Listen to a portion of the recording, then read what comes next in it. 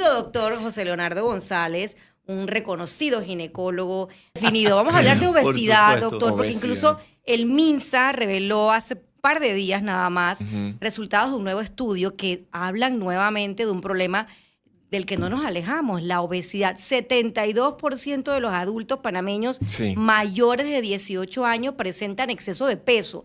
Entonces mi pregunta es, ¿cómo hacemos cuando las mujeres quieren tener bebés o, no sé, en el proceso de embarazarse, es necesario que bajen de peso? ¿Qué recomiendan los ginecólogos? Correcto.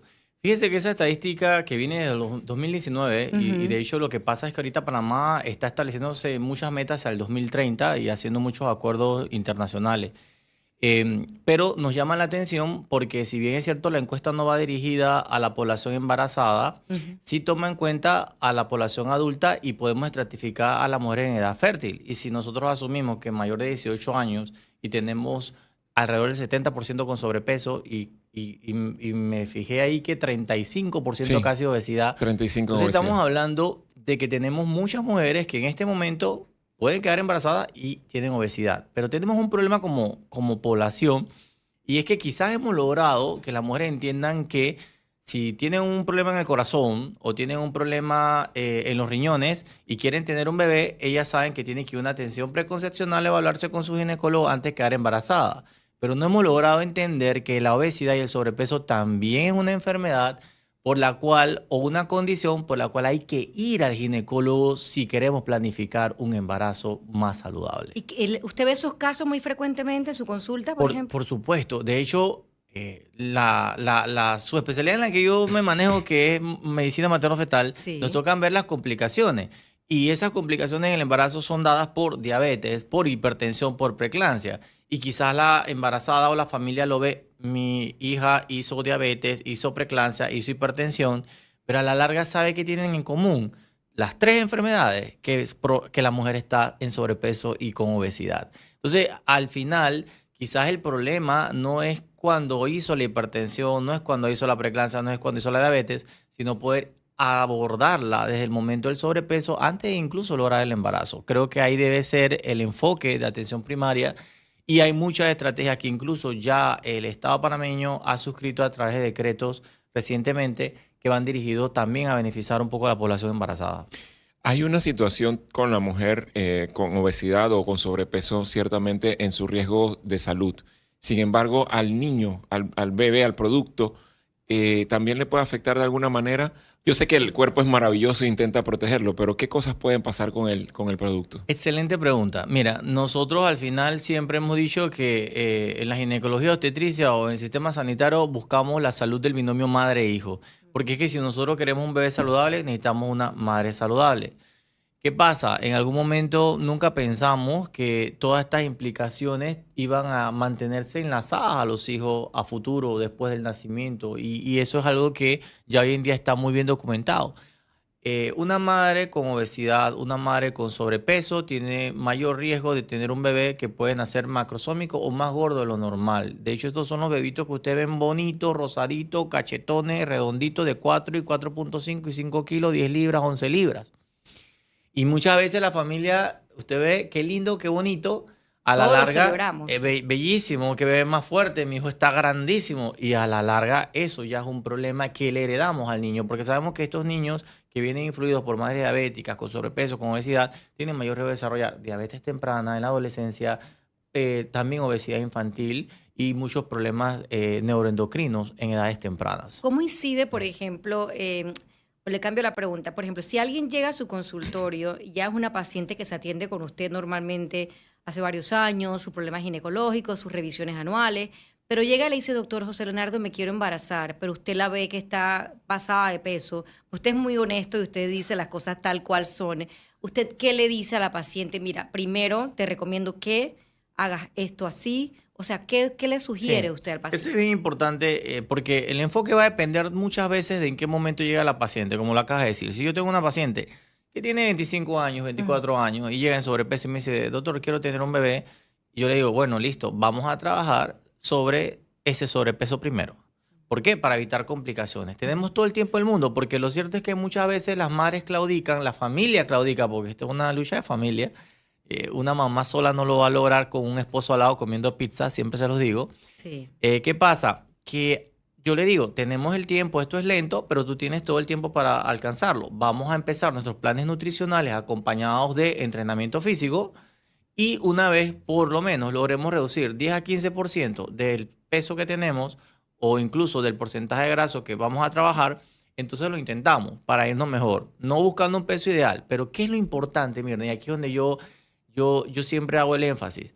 A veces no es ni siquiera ver el resultado de la disminución del peso, sino ver el cambio que ya lograste internalizar en cuanto a cómo debes alimentarte y cómo debes realizar tu actividad física. Pero también hay otro polo que nos llega mucho. Tengo 41 años, doctor, se me está yendo el tren, ya hay más riesgo de síndrome, hay riesgo de tal cosa y quiero quedar embarazada pronto. Claro, ya ahí no tenemos tanto tiempo para lograr un peso más ideal porque de verdad el tiempo va avanzando y podemos perder grandes oportunidades. Pero allí es donde entonces nos enfocamos en qué? Cambiar estilo de vida, nutrición y lograr incrementar el peso que corresponde según cada mes de gestación. Y esta es la meta, porque muchas veces sí, no puedo lograr que una paciente obesa logre un peso ideal, pero si yo logro que cambie su estilo de vida y que eso me garantice que no va a incrementar más el peso arriba de lo que se recomienda, porque en el embarazo hay que subir de peso, eso es cierto, no es que tengamos que hacer dieta restrictiva. Yo le digo a las pacientes, en el embarazo no vamos a lograr un peso ideal, en el embarazo lo que yo quiero ir al plan nutricional contigo es para que en el próximo mes que te vea solamente me subas 1.5 kilos.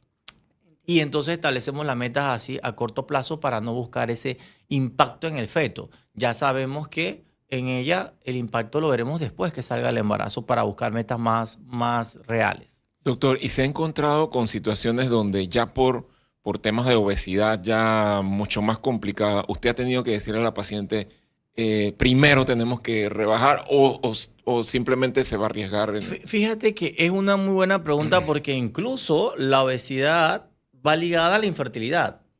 Entonces, muchas veces la razón por la que llegan a la consulta es porque, doctor, llevo 3 años con mi esposo y no logro embarazarme. Ok. Quiero saber qué me pasa. Y a veces es muy cómico porque traen una batería de exámenes ya realizados. Doctor, y todo lo que me he hecho, aquí está, me evaluaron las trompas, las hormonas, y todo me ha salido bien. No sé por qué no estoy embarazada. Entonces, nadie le ha dicho, señora, lo que pasa es que usted tiene 350 libras. ¿Y eso cómo influye en la... Mucho, porque al final en el tema hormonal, los estrógenos, el colesterol y todo aquello tiene mucho que ver con la misma ovulación en sí.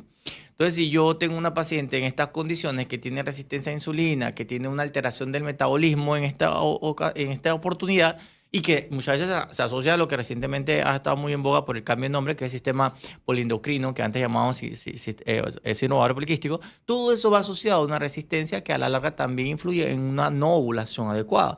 Y si no ovula, no queda embarazada. Entonces, eso a veces ni siquiera nosotros como médicos se lo ponemos en la palestra a la paciente solamente como la causa más importante. El cuerpo se lo dice. Entonces es importante ver eso y muchas veces sin duda, sabemos que a pesar de que tenemos que impactar en el estilo de vida y eso a veces se requiere cirugías también bariátricas importantes. O sea que podemos concluir entonces de que el cuerpo definitivamente es un mecanismo asombroso y él mismo se niega a hacer un embarazo para proteger a la madre. De alguna manera ocurre, pero no es tan cierto tampoco que es 100%. De hecho, ustedes ven que, de hecho, esas son las que se nos complican después cuando llegan embarazadas con 300, 350 libras. Ahora, y generalmente cuando eso pasa, que ya es inevitable, la mujer quedó embarazada, está en sobrepeso, añade ahora el peso del embarazo, ¿generalmente es por cesárea lo que se hace? Mira, este es un tema que eso que acabas de preguntar es muy valioso porque digamos que una paciente con una obesidad mórbida que logra un embarazo y que tenemos que controlarla, lo que es más saludable para ella y para todos es que tenga un parto vaginal. ¿Por qué? No, yo pensaría que es lo contrario. No, porque fíjate que el parto vaginal es lo más natural, es lo que va a ocasionar menos riesgos para ella, incluso como los que van a estar asociados a una cirugía. ¿Por qué? Porque la cirugía va a ser compleja. Si yo tengo que llevar a una paciente a una cesárea en una obesidad, hay más riesgo, uno, de que haya una hemorragia. Porque quirúrgicamente es mucho más difícil la cirugía. Pero llegar al feto, por ejemplo. Exacto, toda esa profundidad, esos vasos, esas arterias, esas capas. Pero fíjate que vamos a hablar de experimentados cirujanos que los tenemos para hacer este tipo de cirugía. Vamos a hablar ahora de las complicaciones inherentes a la cicatrización luego que salgas de allí. Después de la cirugía. Porque entonces son pacientes que tienen mayor riesgo de hacer infecciones. Claro. Y entonces a veces regresan con heridas infectadas que van a sitios profundos y que incluso pueden comprometer la vida. Entonces ningún cirujano, ningún obstetra quisiera que una paciente obesa terminara en un parto vaginal. Pero ¿sabes cuál es el problema? El problema es que la obesidad está directamente proporcional al fracaso de un parto vaginal exitoso. O sea, que el solo ser obesa es un motivo para no tener un parto vaginal exitoso porque sabemos que es más difícil que se dé una labor y claro, normal. porque entonces yo imagino que, a ver, Hay en una cuanto a la anatomía, distosia de partes blandas, ay, el feto no desciende adecuadamente, la contractilidad del útero no facilita el triple gradiente para expulsión del feto en la labor. ¿Le ha pasado, doctor? Por supuesto. Nosotros intentamos hacer la labor de parto porque sabemos que es lo mejor para la mamá y para todos. Pero sabemos que la tasa de éxito es baja. Y de hecho, yo a mis pacientes cuando me abordan en la primera consulta embarazadas y me dicen, doctor, yo soy full parto vaginal, deme las recomendaciones más importantes. Yo, listo, no te me lleves a sobrepeso en el embarazo. Excelente nutrición durante toda la gestación y actividad física. Entonces, al final de cuentas, el sobrepeso y la obesidad están directamente proporcionales a un fracaso. ¿Qué más hace usted entonces, cesárea o vaginal, cuando pasan ese tipo de casos? La mayoría de las veces terminan siendo cesáreas y te cuento por qué. Porque a la larga no es obesidad sola. Es la obesidad que llega con hipertensión. Es la obesidad que al final llega con diabetes.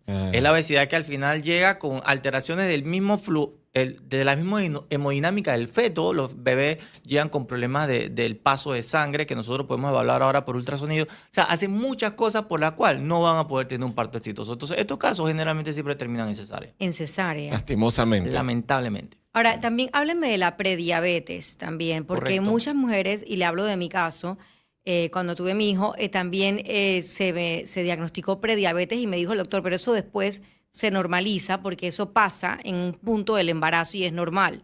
Eso me dijeron en esa ocasión. Y siempre fui una persona que comía correctamente y hacía ejercicio hasta el último día antes de. Sin embargo, siempre se aumenta una cantidad de libras, sobre todo cuando el bebé nace con 9 libras. Entonces, claro, mi pregunta es esa. ¿Eso de la prediabetes es verdad que se disipa con el tiempo, vuelve a su normalidad y todo, como ocurrió en mi caso? Los estudios actuales nos han demostrado muchas cosas. Y digamos que ya que traje el ejemplo personal, lo que yo te quiero decir es que lo que sabemos hoy en día es que todas estas mujeres que en el embarazo hacen esa prediabetes y que en algún momento nosotros le decimos a los pacientes, eso es esperado. ¿Por qué? Porque en el embarazo aparecen algunas hormonas propias del embarazo que son como quien dice un poco enemigas de la insulina.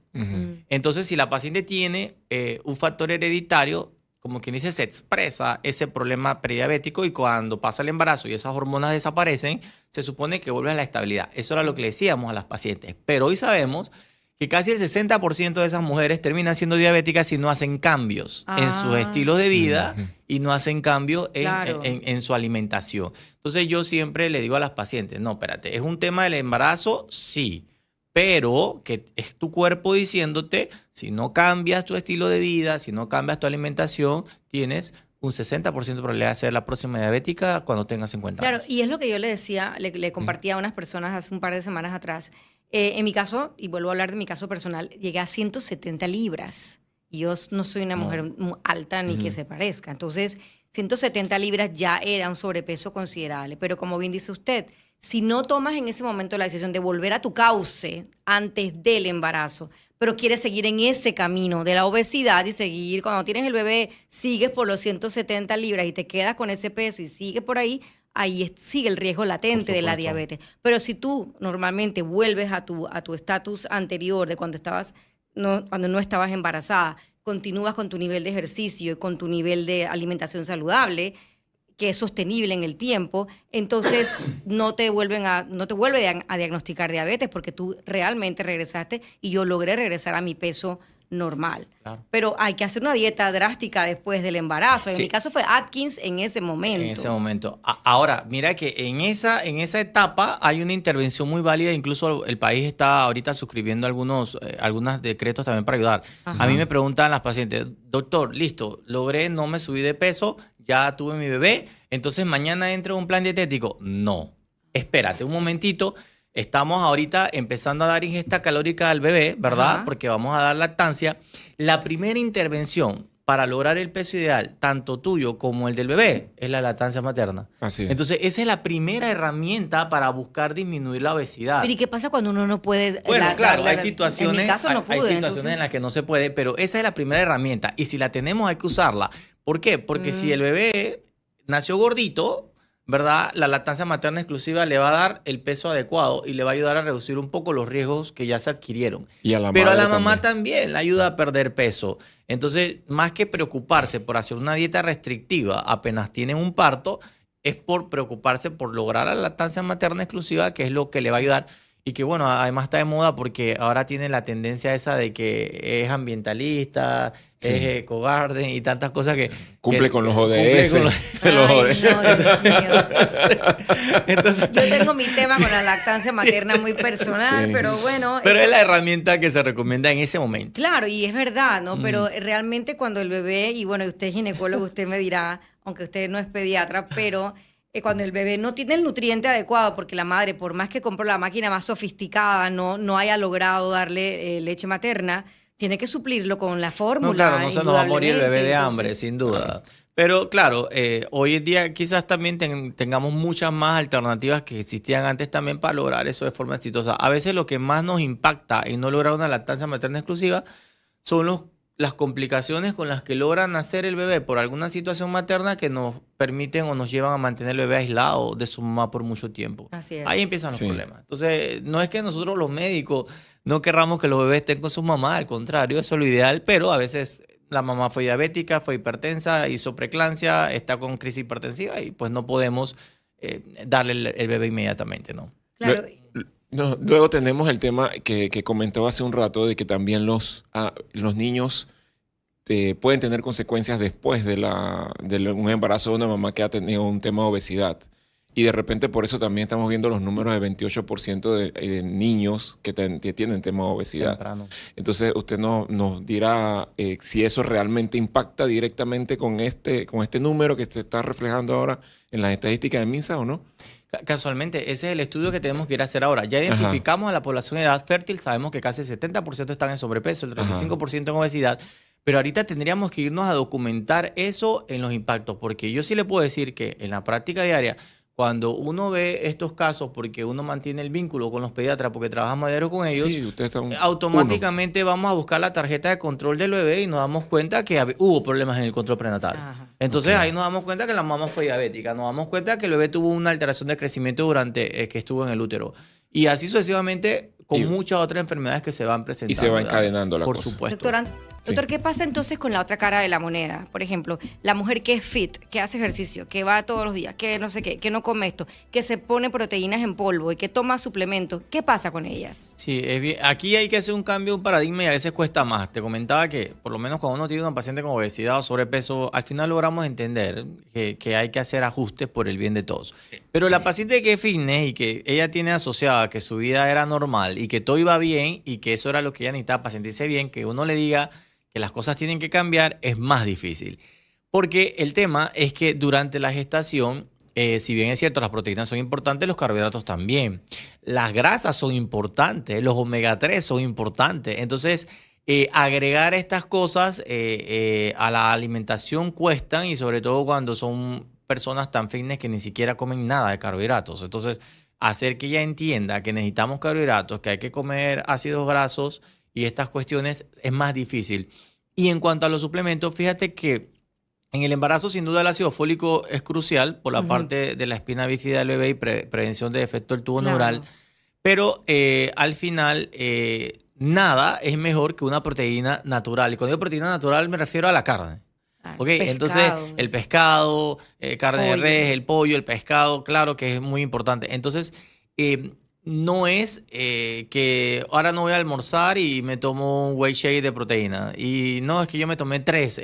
O sea, eso no es, eso ayuda en un día difícil en el que no pude tener una alimentación adecuada. Pero en el embarazo, yo no puedo pensar que esa es la proteína de mejor calidad que voy a tener. Y la creatina y todas estas cosas que se toman hoy día. Exactamente. Al final lo que yo quiero mantener de fuerza muscular y de proteína durante la gestación tiene que ser mediado más que por ese tipo de alimentación, es por ejercicios de fuerza, ¿verdad? De usar ligas, incluso de usar mancuernas, por supuesto que vamos a seguir haciéndolo de esa manera si ya estamos en esa vida. Sí. Pero entendiendo que el cuerpo va a cambiar en cada trimestre, que el bebé se va a mover del lugar. A veces yo le digo para que lo entiendan más fácil, doctor, ¿qué ejercicios puedo hacer ahora en el primer trimestre? Yo, los puedo hacer todos. ¿Por qué los puedo hacer todos? Uno, porque el bebé está en la pelvis. Quiere decir, está bien protegido, porque antes de que le pase algo al bebé, primero se fractura uno la pelvis y eso no va a pasar fácilmente. Aparte de ello, todavía puedes hacer todos los movimientos que usted quiera. Pero ya cuando entramos al segundo trimestre, que ya el bebé sale de la pelvis al abdomen, que ya lo que lo protege solamente son los rectos abdominales que la mujer pueda tener, entonces hay que proteger todo lo que hagamos, pero además eso modifica la curvatura de la columna. Se dice que la mujer embarazada tiene una marcha viuda como de embriagado, ¿verdad? Porque, o como pingüino, ¿verdad? Se bambolea cuando camina. Sí. Y eso es porque cambia el eje de bipedestación, porque el útero crece y empuja y modifican algunas hormonas y elementos de lo que es la misma columna. Pero eso mismo hace que entonces uno no tenga la misma agilidad para subir escaleras, para trotar, para agacharse. Entonces es obvio que tenemos que reducir un poco ese tipo de ejercicios extenuantes como CrossFit y otras cosas que muchas mujeres hacen de forma rutinaria. Luego es más fácil también que sufra algún tipo de accidente, ¿no? Mientras hace alguna actividad lesiones, también. por supuesto, y al final yo le digo, no, es que yo no puedo dejar alzar pesas. Yo, no, pero es que yo no digo que no las alces. El tema es que si ya pasamos el segundo trimestre, quizás ya no vamos a alzar pesas sobre tu cuerpo. ¿Me explico? Vamos a seguir haciendo ya mancuernas, ¿verdad? En piernas, sentada o algo por el estilo. Pero sobre el cuerpo no, porque primero se pone uno más torpe de una u otra manera en cuanto a los movimientos, pero aparte de eso, si pasa algo, el riesgo de que golpees la barriga es altísimo. ¿Hay algún alimento estrella en el embarazo que usted sugiera que no puede faltar? Mira, es que ¿O hay varios? en realidad, en el embarazo, yo digo que es el momento más importante en el que necesitamos de todo. Aquí el tema y el éxito es el balance de las cantidades y las porciones y las veces que se coma durante el día. Además, hay que agregar que en cada trimestre del embarazo van a modificarse algunas cosas. Por ejemplo, primer trimestre, bajo apetito de entrada por los vómitos, por las náuseas, y la mujer no puede comer de forma continua, porque entre más rápido coma o más sorbos grandes tome, más vomita. Entonces hay que comer, como dice uno, como un pajarito, poquito a poquito, poquito a poquito. Pero es tratar de mezclar todo, carbohidratos, proteínas, grasas, frutas, en las porciones adecuadas. ¿Y qué pasa cuando la paciente sufre de anorexia o de bulimia y, bueno, quedó embarazada? Entonces, ¿qué? Sí, esto nos crea un problema bastante importante y, de hecho, no podríamos nosotros hacer un excelente control prenatal sin un psiquiatra o un personal de salud mental al lado. ¿Lo tiene que admitir primero la paciente para saber, o sea, yo soy bulímica, por soy supuesto, anoréxica? ya conocida, ¿verdad? Tenemos que trabajarlo muchas veces con el psiquiatra y muchas veces... ¿Le ha pasado? Sí, claro. Y aquí el tema de trabajo más duro es conductual. O sea, tenemos que hacer mucha terapia conductual con esta paciente para entender muchas cosas que sabemos que van a pasar, porque sabemos que ella no le quiere hacer daño a su bebé. Sabemos que su condición materna pues nos lleva a algunas dificultades importantes. Generalmente estas pacientes, que son por lo menos las anoréxicas, difícilmente logran un embarazo. ¿Logran un embarazo? No lo logran tan fácilmente. Y precisamente es por lo que ahorita vamos a comentar que fuera del embarazo de una mujer sin embarazo, el no tener los nutrientes adecuados que proporcionen un sustrato de carbohidratos, de colesterol, no permite que tenga hormonas sexuales adecuadas que permitan una ovulación. Entonces las anoréxicas generalmente les cuesta lograr embarazos. Y eso tenemos que trabajarlo también de alguna manera. Y qué interesante, ¿no? Es un aspecto que podríamos tocar para un programa completo. Sí, salud mental. Sí. Salud mental Anorexia, bulimia y y embarazo, porque Sí. también creo que no se habla mucho del tema tampoco. en los medios y tampoco es usual que se enfrente, ¿no? Y creo que es importante también abordar el embarazo y situaciones ginecológicas desde el punto de vista de estas condiciones que son realmente serias y que afectan a muchas muchachas. Se nos quedó el tema, pero lo vamos a comprometer para la próxima semana. Sí. El tema de la ginecología y la obesidad, Sí, claro, porque no solamente mujeres embarazadas, sino Así es. en términos generales. A la mujer. a la mujer cómo le afecta, porque sí afecta. Entonces creo que tenemos que saberlo. Gracias, doctor. ¿Cómo lo pueden seguir? Si lo quieren buscar, si lo quieren llamar, lo que sea. Sí, en Instagram, doctor dr.jl González. Estamos en Centro Médico Royal Center. Y bueno, en Ciudad de la Salud ya sabemos que estamos como maternofetales en la Casa de Seguro Social.